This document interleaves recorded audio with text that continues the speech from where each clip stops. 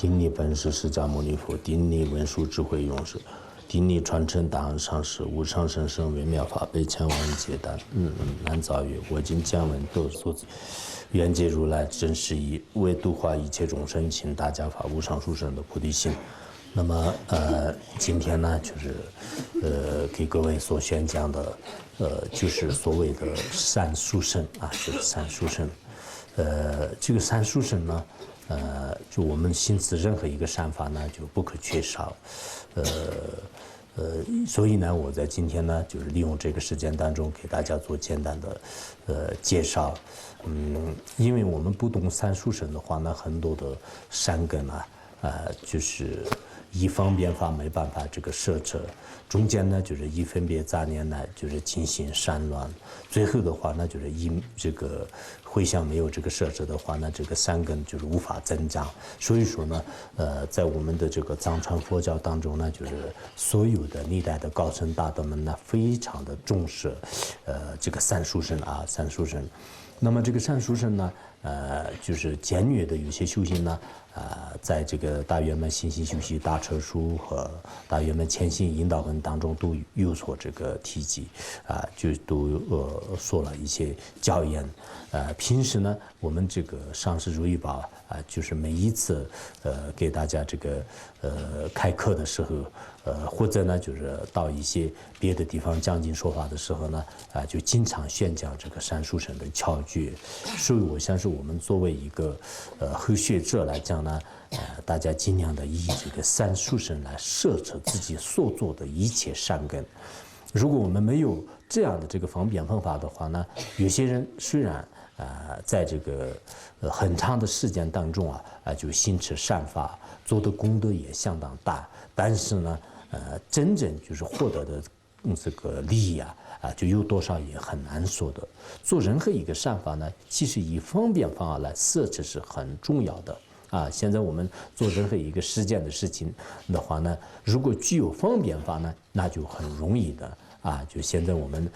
实践的比如说这个财务制度或者是实践的一些那个经济的这个运作等等，就是这些都是你要懂这个科学的一些技术实践的一些善巧巧妙的一些方便方法的话呢，那么最后做起来呢，就实际上是也不花时间，而且呢，做的效果也是相当不错的。就是所以说，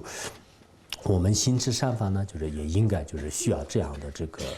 殊胜的这种方便方法。那么殊胜的方便方法呢，其实这个首先呢，就是我们平时所讲的这个加行这个法性殊胜。那么加行法性殊胜的话呢，就是必须要有一种这个菩提心的这种方便方法来这个摄持就这是就是相当这个关键。然后中间呢，就是叫做是真心无缘殊胜。真心无缘殊胜呢，就是不要被这个分别念就是所染就是不要被分别所染，就是应该呢就是以这个无分别或者说是这个专心致志的心，就是智慧来这个摄持，就这样呢就功德这个相当大的。那么最后呢，就是叫做是后行回向殊胜回向殊胜的话呢，那么就是这个三根呢就永远都是不释回，而且呢就是日益增长就是越来越这个增长，以这种方便方法来摄持，就是这就是所谓的这个三殊胜。所以呢，我们在这个以后就是学什么样的这个法，做什么样的善事呢，就是都必须要具足这三个善根。平时我们念什么咒语念经然后这个供养布施或者呢就是这个放生专进以及就是做任何一个就善事的话呢，你必须就是开头有一个发心，中间呢就是心尽量的就是不被分别念之中断，或者呢就是你要专心致志的圆满这个善事，最后呢就是要做一个回向。所以说是这三者呢，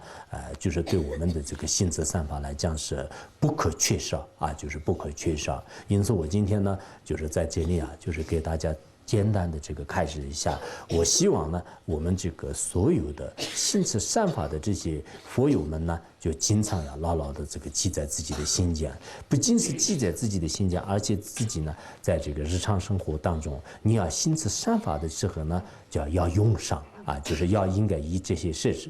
方便方法来设置，只有这样呢，你的这个善根呢，就是获得这个无边无际的。否则的话呢，就是我们以前所讲的那样，就如果你菩提心没有摄持，然后真宣无缘呢没有摄持，然后回向来没有摄持的话呢，那么这个善根呢就是不会就是增长的，反而呢就是很有可能就是释怀的。所以我们任何人都不愿意啊，就自己所做的这些无量善根呢，就是通过其他的不同因缘来使他这个释怀，就是这一点是谁都不愿意。因此呢，首先我们要应该了解到，就是什么叫做是这个殊胜发心。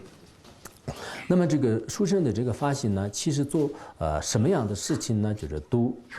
需要有一种这个发心。当然这个发心呢，就是分这个几种啊。首先我们知道人做这个善事的时候呢，就是可能这个发心的动机呢，就是也有不善的，也有这个无忌的，还有呢就是善的这种动机，就是也叫做这个发心。那么首先不善的这种动机是什么样呢？比如说有些人呢，就是像这个为了就是获得一些这个世间的这个名声啊、财富啊、地位啊，以及呢，就是各种各样的这个世间就是罢法啊，就这些呢，实际上就表面上看来你自己希求名声、希求财富呢，并不是这个发心不清净，但实际上呢，它并不是获得解脱的这个根本因，因此呢，就称为是这个不善啊。就有些人为了就是发财而听经，有些人为了获得名声而听经，有些人呢就是像那个就是自己的这个身体治病呢，就是而这个听经的。那么这为什么叫这个不善因呢？因为他的这个动机呢，就是根本不牵涉到就是解脱方面，而是呢以这个自私自利的这种睹物呢，就是已经染污着了啊。就这样以后呢，我们现在许许多多的人呢，到寺院里面去拜佛，就是这个烧香啊，实际上呢，就是为了就是这个自己而这个赚，很有可能有些人呢，我今天就是到这个寺院里面就是发愿，害我的这个怨恨的敌人啊，害我的这个冤家债主啊等等，就是这样的这种这个发心呢，就是绝对不是这个善心。所以呢，我们首先要这个观察自己的心，心如果清净的话，那你做这件事情；心如果不清净呢，最好把这件事情就放下来啊。就这就是最初的这个发心呢。如果是这个不善业的这种发心呢，就是当下这个放下，就是这是就是第一个就是动机。然后第二种动机的话呢，就是无记法。什么样的无记法呢？我今天去听经去，我今天去放生去，但是你也没有什么就是向着这个众生啊，也没有向到什么这个佛法啊，就这是别人说是我今天呢就是这个去放生的时候呢，就是很热闹，就是那我也是跟着他去吧，是我的一个好朋友，就是他说是要去放生，那其实这个放生呢也是一种活动而已，就是他在整个自始至终呢就没有一个就发起这个善妙的这种心啊，就是只是平时我们在心住诸我那样的这种心态，在这样的这个状态当中，这个心思任何一个散发的话呢，实际上是以无记的这种发心摄持的啊。所以呢，就是这种这个发心方法呢，就是也是这个不太合理的，就是他所造的这种善根呢，就是也是这个功德不大的啊，就是也是这个功德不大的，所以就是这是第二种这个发心，我们也应该这个放弃。第三种发心呢，就是善法的发心。那么善法的发心呢，我们以前也是讲过，就是所谓的这种善妙的发心呢，有这个上师道的发心、中师道的发心，就是下师道的这个发心，而下师道的发心呢。什么样呢？就是我这个来世呢，就是获得了这个天人的国位啊，或者是人间的转轮王啊。凡是我来世就是转生到一个特别快乐的地方去，那个时候有吃有穿啊，让我过的这个生活极其快乐幸福。那么这样的这个心态，就为了就是来世的这个人天这个福报而这个希求的善法呢，就是叫做是孝师道的这种这个修法。然后中师道的修法呢，我们所求的这个善法，就是就是自己也获得自相续当中的烦恼寂灭，然后呢，就是得到一点这个乐果，也就是说呢，就是声闻缘觉的这种寂灭所有的烦恼，就是所有的痛苦，而这个获得自己这种这个我的这种智慧的一种涅槃吧，就是这是一般这个小乘行人的这种发心呐。小乘行人的发心呢，实际上是重视到的。说我们有些人呢，也是我今天听经呢，我今天只是问法呢，就是我自己想这个获得圆满的这个佛果的话呢，其实这也是接近属于这个小乘重视到的一种这个发心了。因为你在那个这个求法的过程当中，或者行持善法的这个适合呢，就根本没有想到这个众生啊。就是根本没有想到众生，只是想自己呢，就是平息烦恼，而这个获得妙果，就是有这么一个这个动机。所以这种动机的话呢，也是属于这个不太这个合理的啊，就不太合理的。那么就是最好的这个发心是什么呢？就是说这个大师道的，也就叫做是上师道的这种发心了。那么这个就是我们平时所谓的这个发起这个殊胜的菩提心啊，就是这个发起这个菩提心。那么菩提心呢，我们也是在这个花了很长的时间当中啊，就是给大家已经讲了，就是说一说这个菩提心的这个利益啊，菩提心的这个功德，菩提心的这种这个方式呢，我想一般来讲呢，就是也不用就是特别的就是提。但是呢，在这里呢，也给大家就是讲一下所谓的这个菩提心为什么要这样这个发呢？因为依靠菩提心呢，就是也是获得就是一切的这种这个功德。佛陀呢，就是在一个叫做是那个王释啊，就是释子的释，就是王释经当中呢，也是这样，就是说的，就是唯独诸众生，发起菩提心啊，就是唯独诸众生，就是发起菩提心，以此摄诸法，以此就是得喜乐啊，以此摄诸法，以此得喜乐。意思就是说呢，就是我们就是为了度化天边无际的一切众生，应该就是发起无上殊胜的菩提心了。那么以这个菩提心呢，所有的这个三法，所有的这种善根呢，全部都已经这个摄持了。依靠这样的菩提心呢，能获得暂时究竟的一切快乐喜乐啊，就是一切这种这个喜乐安，就是什么这个欢喜安呢，就是都这个无情当中就是获得的。所以我们首先呢，就是应该知道所有的这个善法和法性当中呢，应该说是这个菩提心呢，就是最妙的，就是最好的。那么这样的这个菩提心呢，这依靠什么样的这个方式来这个升起呢？我们在这里呢，应该就是简单的就是分析一下，就是一个是菩提心的这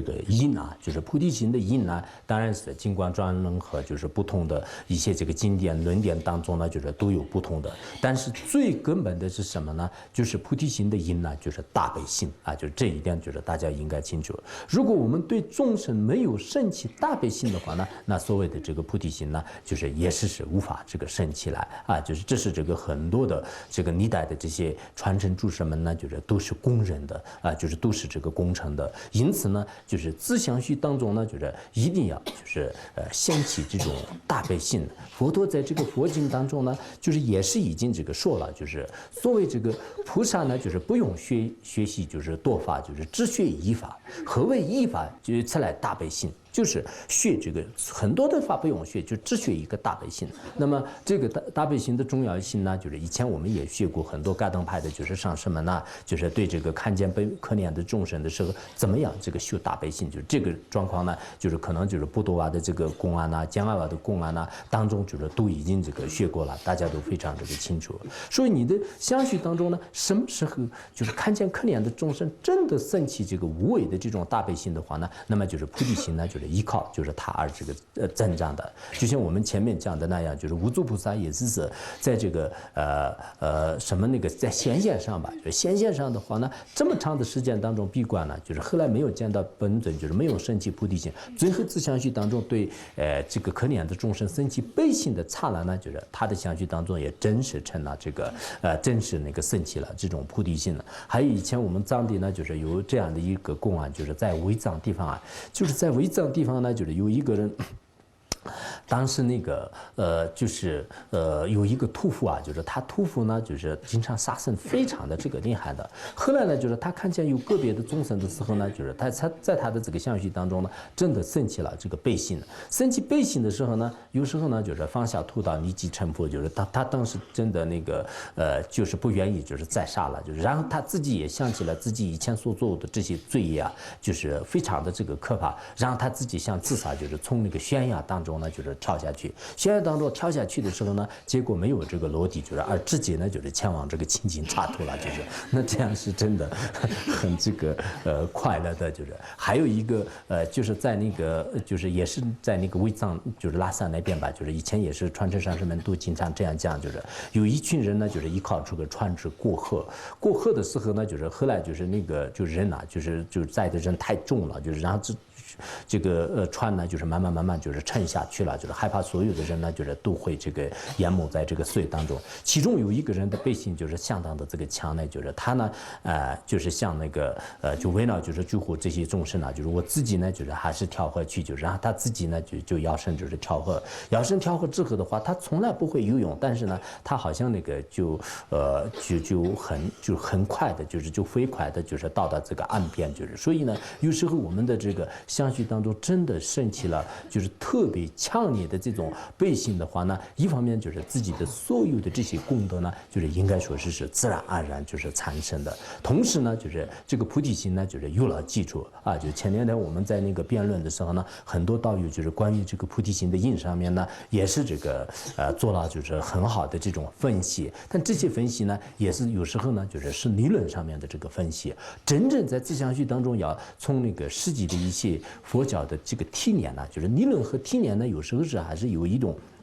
不同的，就是每一个人在自己的这个修行过程当中呢，你相续当中的这个菩提心是依靠什么而产生的呢？就是依靠这个，应该可以说是依靠背信而产生的。如果你的相续里面真的没有背信的话，那就是菩提心是能不能这个升起呢？就是很有困难的。依靠这个上师的这个威力啊，或者是翻译一些经论的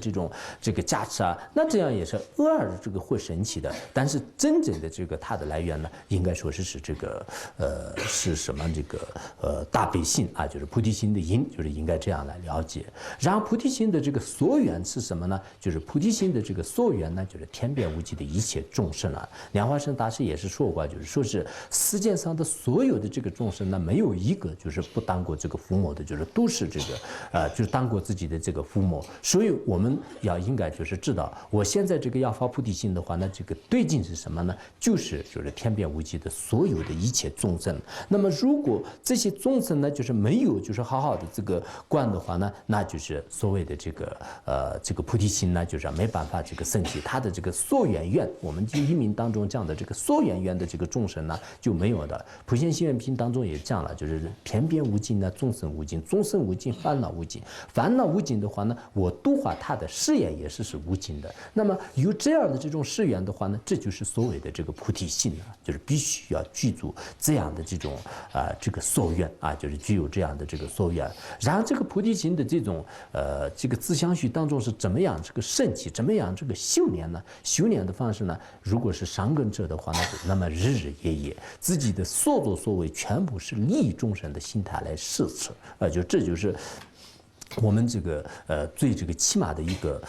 就是这种菩提心的这种标准，就是你的这个所作所为呢，我就是为众生这个睡觉，我就是为众生吃饭，我就是为众生说话，一切呢就向着这个自己的这种众生，就像是一个慈悲的这种母亲呢，就是她自己有唯一的这个度儿的话呢，她的这个时时都是要关心他，就是时时都要关心的。同样的道理，我们呢应该就是时时的要这个关心。如果实在是这样不能这个实现的话呢，那么就是一天当中早上起来的时候呢，我就是发了这个菩提心的，应该就是今天所作所为呢，就是要这个利益众生。晚上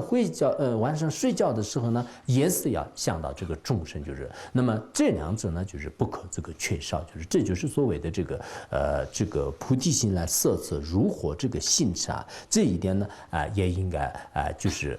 不能这个放弃，就是但这样做的话呢，这个菩提心的功德呢，我相信我们这个学习如行论的第一品当中也已经讲了，但是有些佛经当中呢也是这样这个说的，说是这个一个人呢就是合掌，然后呢就是相续当中升起了一刹那心的这个菩提心的，他的功德呢就是远远都是胜过供养那个恒河沙数刹土当中的这个如来面前就是用那个七宝用七宝呢就是供养这个恒河沙数的这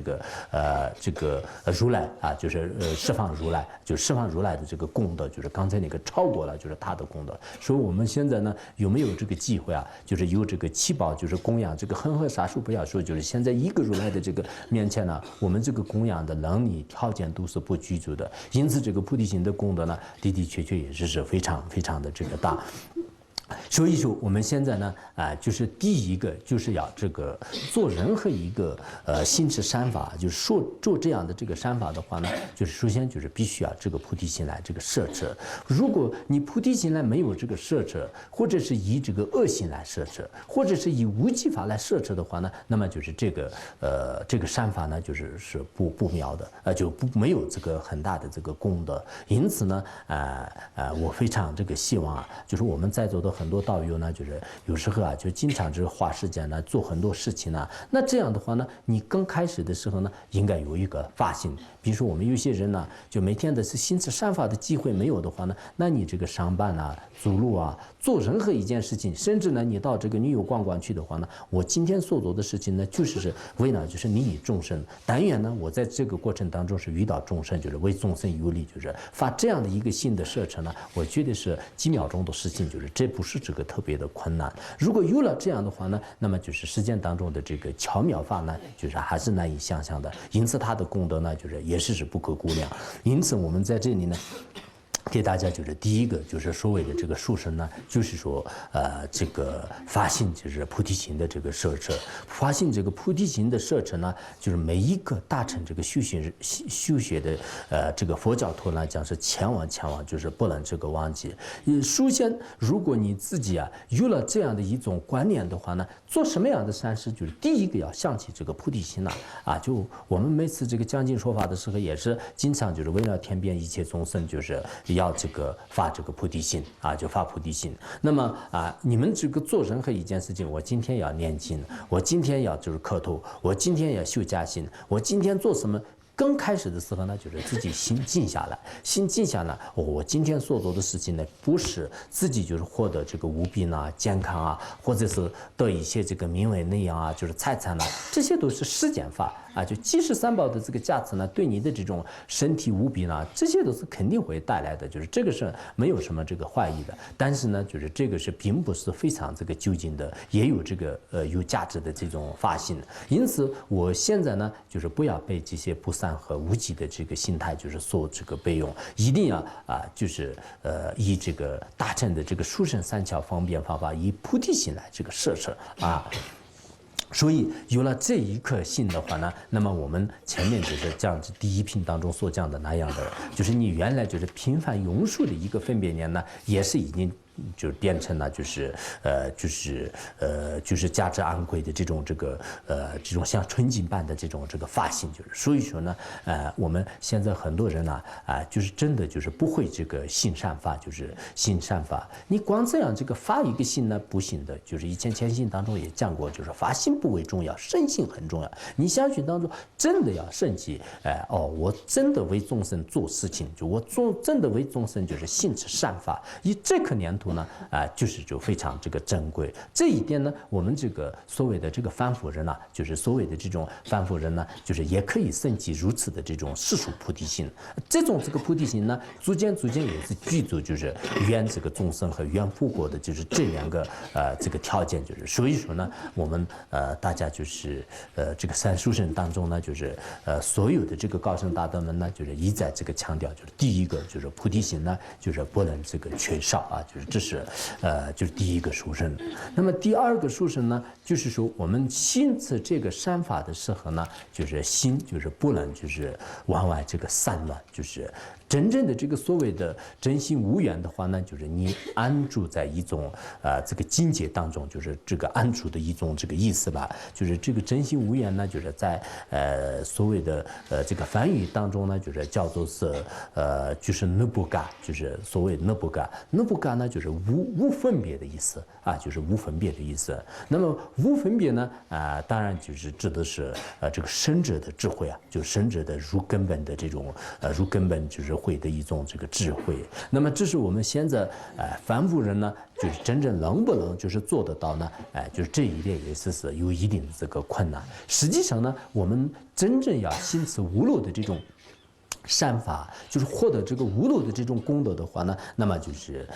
要这个获得这样的这个境界，就是这是这个不可缺少的。佛陀呢，就是在这个佛经当中啊，就是这个阿难这个入胎经当中呢，也是有这样的，就是若无入定者，则无清净慧啊，就是如果没有这个入定的智慧的话呢，就是再没有这个清净的智慧，然后不能断有漏，应当尽情信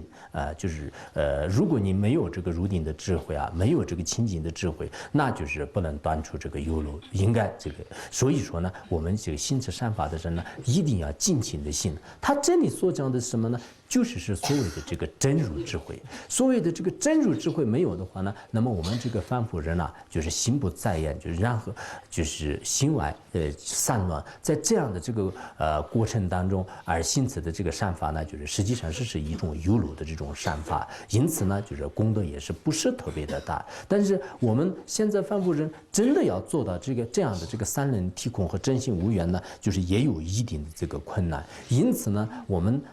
就是必须啊，就是信能专注呢，就很多上师们就是认为这就是真心无缘。比如说我们今天呢就是听一堂课的话呢，我刚开始的时候呢就发了这个殊胜的菩提心，我今天听课是为了一切众生而听课的，就这是第一个条件。第二个条件呢，我们现在这个听课的时候，大家都所有的人啊，就如如不动，安住在自己的境界当中的话呢，那可能也许听不到这个佛法了，就是这也是不太这个合理的。但是在这里呢，所谓的这个无分别呢，就是不要中间有一些乱七八糟的各种事件杂念了。我一边呢就是听课，一边呢就是想我要这个如何搞生意呢？我也就是如何呢就是赚钱呢？我如何呢就是现在面对这个家人的这个生活的这个如何就是一些问题啊等等，就是这样一直这个起心动念纷纷就是出现各种这个恶念杂念，就是那这是不合理的。就所以呢，所谓的这个真心无缘的这个意思呢，也就是说有缘福德之念和无缘智慧之念融为一体而行持的一种方法呢，就叫做是这个真心无缘。就是这是以前那个佛曹大师大乐珠呢也是这样讲的就是有缘这个福德之念和无缘智慧之念啊，就是这两个融入一体而行持的一种方法呢，就叫做是那个真心这个无缘。那么真心无缘的这种这个修法呢，大家也应该就是这样来这个理解。如果你没有这样的这个真心无缘的修行的话呢，有什么样的这个过失呢？还是有很大的这个过失就是以前那个出持三根经当中呢，就是也是这样讲的，在书戒当中这个行持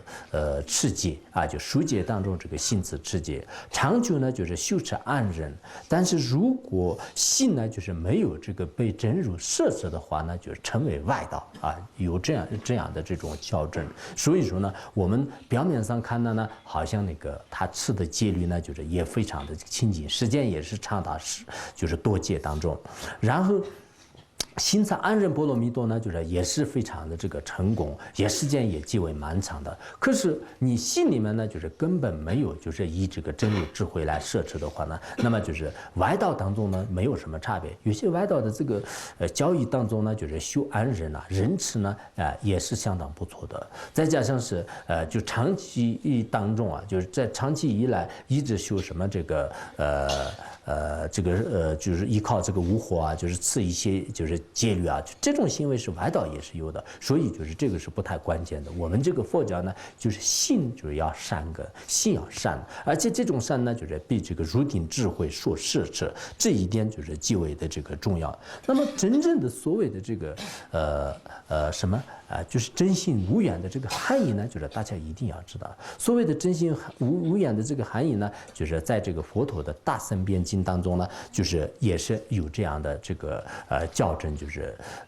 大僧辩经啊，就是大僧辩经当中，那么就是身无动摇，语无动摇，意无动摇，此来三人提供也啊，就是此来三人提供之戒啊，就是此来三人提供之戒律的意思，此来三人提供之戒律。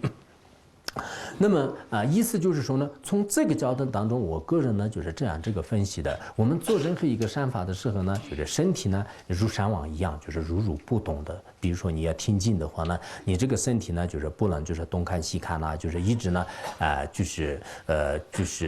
动到这个细微的，就是连一刹那也是坐不住的。那这个呢就是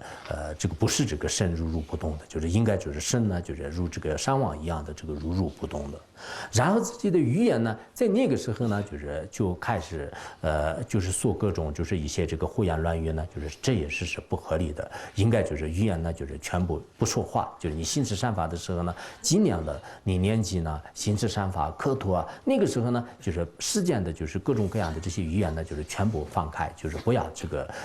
去这个说，就尽量用禁语就是。然后这个心呢，就是如如不动。心如如不动的话，并不是要求让你必须要这个入定。根据你行持的这个善法呢，就是看你这个专注在这当中啊。比如说我们去放生的时候的真心无缘的心是什么呢？我就心里面一直想啊，就是这个放生当中的这些可怜的这个众生啊，今天呢，就是依靠这个我们的这种方便方法呢，他们已经获得了这样的这个解脱。但愿他们暂时获得人天福报，将来呢，就是获得这个圆满的这个佛果啊。那么还有很多可怜的众生呢，就是没有这个救活的。这些众生是怎么样？我相信一切办法，如果今世没有机会的话，那是要救他们的。凡是你对这个放生方面的有关的这些事实呢，就是心里一直这个浮现的话呢，我觉得是这叫做是这个心呢，就是如如不动，就是心，这就是所谓的这个三能提供。当然，我刚才所讲的这个三能提供呢，如果我们按照这个安住在无缘这个分别当中的境界啊，就这样来这个解释的话，那就是身可以如如不动，这个是很容易这个解释的。但是呢，很多这个上师呢，解释的时候啊，就是所谓的这个真心无缘呢，就是比较这个简略。比较简略的话呢，我们也应该就是这样来就是了解。了解的时候呢，就是说就是以后就是行持任何一个善法的时候呢，尽量的这个时候就是不要这个其他的这各种分别念呢，就是不行持这个善法。你要听课的时候呢，你身体如如不动，语言就是不说话，然后心里面呢，专心致志的，就是听着这个上师所讲的内容，然后自己呢，就是心里就是再加以思维，加以这个分析，然后得到之后呢，就是再进行修持啊，进行修持。这样一来呢，那么就是心呢，就有这个专注的力量。那么刚才梵语里面所讲的这个无分别呢，其实它这里的这个分别呢，就心就是不要就往外面就是去分别，就是这就是一种这个正心无缘。因此呢，我们做任何一个善法的时候呢，就是要么你不做这件事情，要做的话呢，就是中间你的这个心呢，就是没有必要就是一直这个往外这个散乱了，就是往外就是出现就是各种这个杂乱分别念，就这是不合理的。因此呢，就是自己也是在行持善法的这个整个过程当中呢，看自己的心呢，就是能不能就是专注，就这一点大家每一个道友也可以这个观察啊，就可以观察。因此呢，为什么叫这个第二个真心？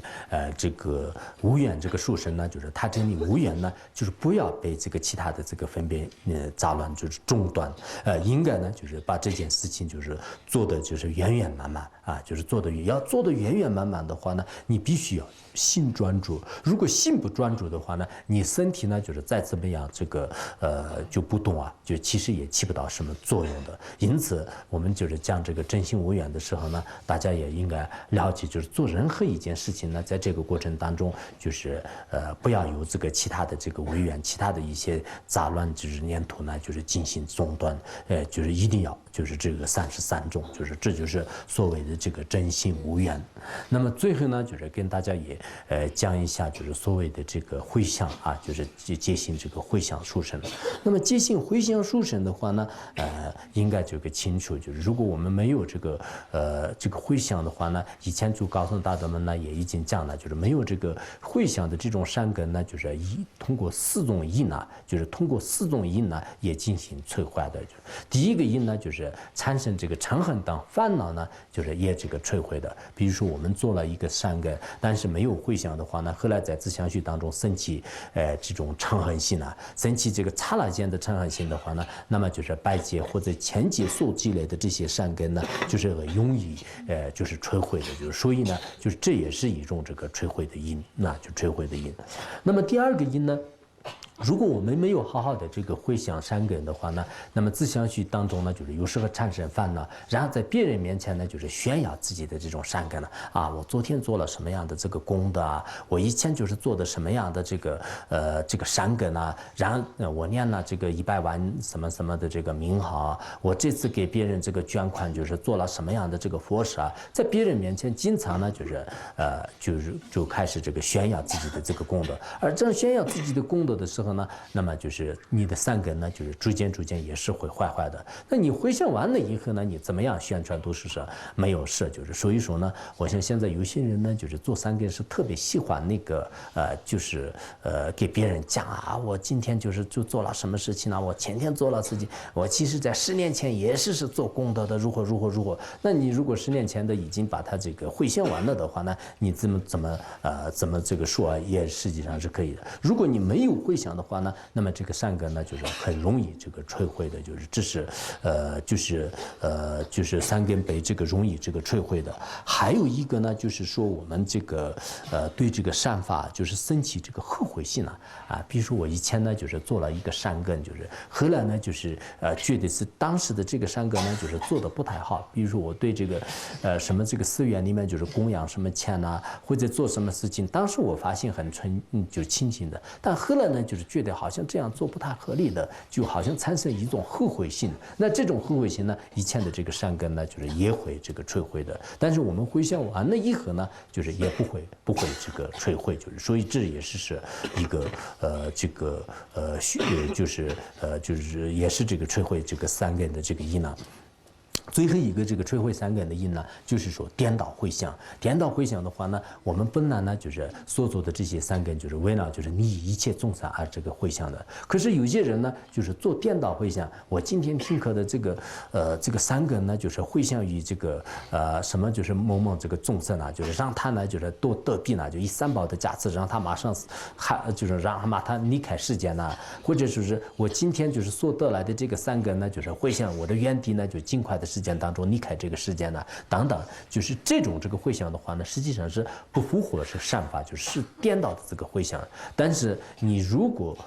就是做了这个回向的话呢，那么就是这些这个坏的这个因呢，就是也是不具足的。因此呢，我们这个回向呢，就是不可这个缺少的。就是如果没有这个回向呢，就凡夫人的善根呢，就是不可靠的就是很容易摧毁的。自相续当中呢，时都是出现就是各种这个颠倒的分别念呐，就是嗔恨心呐，以及呢就是后悔心呐，就是等等，就是这些这个心呐，就是始终都会这个出现的。因此呢，我们这个就必须啊，就是这样来这个就是做这个做回向，就是回向的必要是这样的。那么说回向的善根是什么呢？说回向的善根呢，其实从广义来讲呢，所谓的这个善根呢，我们学过俱舍论当中，有时候呢就是真如善也叫做这个善根。那么真如善能不能这个回向给众生呢？就是真如善呢，就是不能只是给这个众生这个回向的，就是这是这个常有的法，就是也没办法的。但我们这里所谓的这个善根呢，就是自他所做的，依靠这个生育而亲近得来的这种善果呢，就叫做是这个善根。这种善根呢，我们应该这个可以这个回向。那这个回向的话呢，就是在这个《华严经》当中就是也讲了，就是三世塑造的一切善根呢，就是可以这个回向给一切众生就是三世当中塑造的这些善根呢，就是可以这个回向。其实《华严经》当中塑造的这个三世塑造呢，也是需要就是具种这个仙妙就是需要具足这个4种仙妙的善根，就是可以这个回向。那么需要具足4种三妙的话呢，它那个所缘现妙，所缘现妙的话呢，就是所缘的这个三根呢，就是应该缘一切众生的并不是缘某一个众生或者是某一个这个果位就是不是这样的，就是这种这个三根呢，就是缘这个所有的众生都这个能获得，就是这是叫做是所缘这个现妙。然后所以这个现妙，所谓的所以现妙的话呢，就是让这些众生呢，并不是获得一个暂时的快乐，愿他们得到端正圆满的究竟佛果就这就是所谓的这个所以现妙。然后还具足第3个还需要具足方便三妙。方便三妙的话呢，那么这种善根呢，并不是一般的这种善根，一定是以这个智慧和菩提心，就智慧和方便所摄持的善根。所摄持的这种善根的话呢，那么就是知识实践当中是最殊胜的，因此呢，就是叫做是这个方便三妙。还有一个叫做是行为三妙。那么行为三妙呢，就是说这个诸佛菩萨的，就是利益众生的行为的话呢，就是在这个世间当中是极为善妙的。因此呢，就是应该就是随着就是诸佛菩萨的这个妙性而行持的这种这个善根就行持的善根。所以呢，就是就根据这个《华严经》呢，就是所回向的善根呢，应该是具有就具有这个4种这个贤妙的这种这个善根，就是这种这个善根呢，就是我们这个回向给众生的。其实我们回向给众生的话呢，就成为这个什么，就是成佛的因就成为这个成佛的因。那么回向的对境呢，我刚才也已经讲了，就是回向的对境呢，就是所有的这个就众生就是让这个获得这个佛果就是获得这个佛果呢，这就是我们这个回向的对境，也可以说就是回向的这种方法。佛陀呢，就是在回向经当中呢，也是这样这个说过就是佛陀在这个回向经当中呢，也是这样这个说过，此当诸善根回向成佛因就此当诸善根回向成佛因。意思就是说呢，我们现在所造的这些所有的善根呢，就是回向于天下无边的一切众生，愿他们呢，就是获得了这个如来的这个果位。我们这个回向呢，就是成为成佛之因，也就是叫做随解脱分的这个善就因此我们在这里呢，大家一定要知道，所回向的这个善根呢，是随解脱分的一种这个善根。那么怎么样回向呢？就是回向的方法呢，当然是非常多的，就是像这个如菩萨心论的这个发愿文还有这个普贤行愿品的发愿文里面所讲的这个菩萨的这个10万大愿等等，就是有许许多多的。但是归纳起来的话呢，我们就是大安禅师如意宝呢以前也是讲过，就是我所做的这些善根呢，回向一切众生，愿世间当中的所有众生快乐。佛法呢，就是兴盛于整个世界就这么这2条呢，就是回向的内容全部都可以包括。所以我们平时呢，就是行持善法的时候呢，一定要就是做这样的这个回向。其实如果做这样的回向的话呢，有很多的这种可怜的这个众生呢，就是通过回向呢，就是获得的公案也是非常多的。我们前面讲回向的时候呢，也给大家说过，就光愿城的这些众生呢，就是通过这个佛陀的这个回向呢，就是最后也是得到这个快乐的就是得到这个人天的这种这个福报，就是因此这个回向的力量和功德呢，就是相当多、相当大的。如果依靠这个个人的一些修行的力量，或者是一些修行的这个境界来做善事，然后这个做回向的话呢，也有这个获得这个成就的。比如说以前那个虚云老和尚就是虚云老和尚的话呢，就是他其实那个降生下来的时候呢，就是也是就是非常那个奇怪的，是一个大的这个乳团那么母亲呢，就是当就看见这个乳团之后呢，就是特别的这个惊讶，就是后来呢，就是实现这个圆寂了，就是当下就实现圆寂了。第2天的时候呢，就是有一位这个卖药翁呢，就是到了这个他家里的时候，就是看见这个乳团以后，用刀来就是破开，一破开的的时候呢，就是里面有这个非常庄严的这个男孩，就是但后来呢，就是长大之后就是所谓的这个世界上啊就是非常出名的这个虚云老和尚。他长大这个出家之后呢，他每当这个思念就是自己母亲的时候呢，因为他从来都是没有见过自己的这个母亲呢，就显现上呢就是非常的这个悲伤啊，就是在这个虚云老和尚啊就是显现上的话呢就是非常悲伤，就是后来呢就是为了就是报答就是自己的这个母亲的恩德，就是到这个阿育王寺，就是在这个舍利面前呢就燃指供佛，就是然后呢就是与这个山根就是回向于这个母亲，回向于母亲。后来有一天呢就是在这个释梦非梦的一个境界当中啊，就是释梦非梦的一个境界当中呢，就是突然在天空当中就是出现一个就是数十张的这种就特别长的那个什么，就金龙啊，就是金龙呢，就是腾空在这个前面的这个虚空当中。那么当时整个这个环境呢，就是也是山清水秀啊，就是花木这个清幽，就是极为的这个清净。然后在一个就非常这个雄伟壮观的这个楼阁上呢，就是他的母亲也是站着眺望着这个上面。那么就是他呢，就喊着就是说这个母亲，你骑着这个金龙，就是往西方走吧，法师呢就是这样喊着，在这样喊着的时候呢，就是天空当中的这个金龙呢，就是慢慢就是降下来。当它降下来的时候呢，就法师的这种境界呢，就梦呢，就醒过来了，就醒过来了。后来呢，就是他这个就整个身心呢，就是也非常这个舒服。从此之后呢，再也没有这个观念。就是自己的母亲，就是我想是他就是意思呢，就是说，就是你骑着这个金龙呢，就是前往这个西方，也就是说往生这个极乐世界，应该也依次这个法师的这个身体的这个燃指供佛的这个功德，就是回向母亲之后呢，就是也是这个获得就是如是的这种果位啊。有些高僧大德的话呢，就是通过他个人的这种忏悔，以自己的这种境界呢，也有就是得到这个快乐的，也有得到这种脱离轮回的，就是这种境界，就这种现象也是有。但也有一些根据佛经来解释的话呢，就是有时候呢，就是依靠个人的这种力量来不能度化，依靠僧众的这个力量来度化，就是这种也是有的。比如说我们这个有些这个盂兰盆经的有些这个公案来看的话呢，就是当时这个穆建连呢，就是他的这个母亲呢，就去世之后，就是这个穆建连用这个神通来这个观察，用这个神通来观察的时候呢，那么就是他的母亲已经转到这个恶鬼当中去了，然后他去就是给他这个食物的时候，食物的也是变成这个火焰，就是实在是没办法就是救度。后来就是他回来就是得告诉这个佛陀，告诉佛陀的时候呢，就是佛陀说你的母亲呢，就是生前的时候业力非常慎重啊，你一个人的这个力量呢，就是没有办法，你最好是这个供养这个僧众，让这个四方僧众呢，就是对他这个进行这个回向。如果回向以后的话呢，就是才能获得解脱。后来就是穆建连也是按照这个佛陀的这个教言呢，就是供养这个十方僧众，就是进行就是做这个回向。做回向以后的话呢，依靠这个僧众的力量，就是最后呢，就是他离开这种这个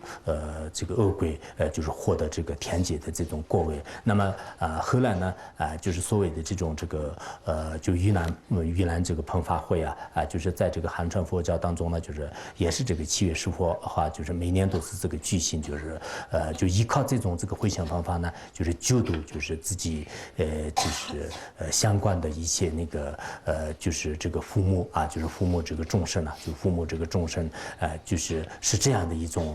这个善心。所以我们现在就是行持一些善法，然后做一些这个回向，念一些回向偈颂。在那个念回向偈颂的时候呢，就尽量的断除这些自私自利的这个心呢。那么自己呢，就是有时候你故意要超度，就是那一个也是可以的。比如说你经常就是在做梦啊，就是梦见有一些私人就是出现了，或者只这样的话呢，你经常把就是他的这个名字这个写上，就是然后交给这个僧众，让僧众回向，就是这样也是有这个利益的。有时候呢，就是如果僧众这个回向的机会没有的话呢，那么自己啊，就是对自己以前的这个冤家债主啊，或者是你特意就是有些众生就是已经离开世间的话呢，那么就是念一些金刚经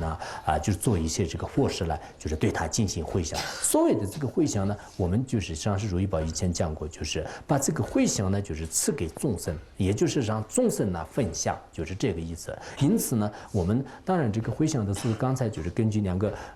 不同的这个公案的这种说法不同一样的，有些是可能凭自己的这种能力啊，就是进行回向呢，就是也会这个解决问题的。有一些呢，就是可能就是不一定是这样的。但不管怎么样，我们行持的这个善法呢，就是最后一定要以这个回向来这个设置。如果最后以这个回向来设置的话呢，一方面我们在这个事件当中啊，就是以什么样的这个烦恼和外缘呢，就是不能这个摧毁，就是这也是非常这个关键的一个问题。另一方面的话呢，我们如果以这个善法就是沿这个一切众生的这种回向来设置的话呢，那么这个善根呢，就是不断的这个在增长。就像我们钱存在这个银行里面的话呢，那么就是不但就是它的这个本钱不会这个丢失，而且呢，就是这个利息啊，就是不断的就是时间过得这个越长呢，就是它的那个利息呢，就是越高。就是原来有一个人说我现在很富裕啊，我天天吃利息的话呢，我这辈子我不会饿死的。就是所以，如果你真的以这个回向来这个设置的话呢，你天天用那个利息的话呢，你不会饿死的。就是这个善根呢，就是越来越这个增长。所以我们现在行持善法呢，其实必须要有一种这个方便方法。这个方便方法要理解。如果你没有理解的话呢，真的有一些人呢，就是我觉得是现在这个学佛的人，学佛已经10几年了、20几年了，可是呢，每天都是想着我一个人获得往生极乐世界啊，我的这个家里面的人平平安安、健健康康阿弥陀佛求加持，一定要让我们的全家幸福啊，圆圆满满啊，等等，这样的这个每天都是这种念头啊，就是小范围的这个念头转来转去呢，我觉得是这个意义不是很大的。就是这并不是我一个人的分别念，是诸佛菩萨的这个教言呢。我们这个学习过很长时间，也懂到这个藏传佛教，也懂到汉传佛教、大乘佛教和小乘佛教呢，我们也算是比较了解的，不是特别的精通。但是在现在时间当中，真正非常这个精通的这些大智者也是不太多的。所以说呢，我想我们作为这个佛教徒的话呢，就是你行持任何一个善法呢，就这个不是很困难的。这种这个善殊生呢，就应该是这个需要这个具足的。我们上师如意宝以前也是慈悲的这种开示啊，就是让所有的这些这个出家人和在家人呢，行持善法的时候，你务必要这个具足这3个这个要点的。如果你这3个要点都不具足的话呢，那你行持什么大乘佛法，就是你大乘法根本算不上的啊！你做任何一件事情开头呢，就是也没有任何发心，中间也是你这个心不在焉了，那这个最后呢也没有回向。即使回向的话呢，你或者是成了颠倒回向，或者是成了就是有一种那个就世间的这个回向啊，我今天所做的一切3个回向啊，让我这个今生当中这个快乐啊，就是让我吃得好穿得好，那这些这个小范围的这个回向呢，就是非常的这种可笑，没有这个意义的。其实真的在根据这个佛经当中也是这样讲的，华严经当中也这样讲的，一个人的相续当中具有了这种利他的这个菩提心的话呢，那么他的这个相续当中呢，远离一切违缘，然后具足一切顺缘的这种威力啊，就是自然而然这个具足的。所以我们只要想到这个众生的话呢，这一颗心里面呢，什么样的这个功德和什么样的这个智慧威力细谛都已经这个具足的。如果你这一颗心不具足的话呢，那么你表面上就是做的如火的这种庄观呐，就庄严呐，或者是如火的这种这个隆重啊，就是搞到这个法会就是如火的隆重的话呢，我觉得这个是并不一定这个有非常大的这个功德。所以我们现在这个心想呢，就不是很重要的，就是实际很重要的。实际当中也是自己的这个心态很重要的。首先学佛的人是一定要把这个心态就是摆正了。心态呢，就是属于是大乘的还是这个小乘的。如果是小乘的话呢，小乘还有它的一套这个几种调整方法。如果是你真的要像这个所谓的这个密宗或者说是这个大乘的话呢，那就是你必须要以这种方面来进行这个摄持，只有这样呢，你这个获得的这个功德是非常这个圆满。所以呢，我今天呢也在这里希望啊，就是各位这个行持善法的过程当中，千万不要这个忘记，就是善书生的这个教言。如果善书生的教言始终都记住的，表面上看呢，你塑造的即使说是非常这个微小的一个三根啊，微不足道的三根，但是呢，就是他所得来的这个功德是这个无法想象的。因此，我们虽不愿意就是获得如此的这个功德呢。好，今天讲到这里。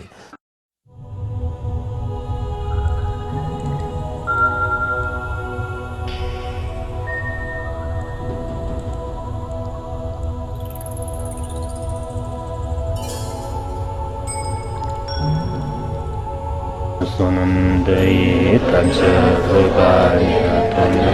de jana bashi kirgana jirano chupai chupun zonen droa droa sho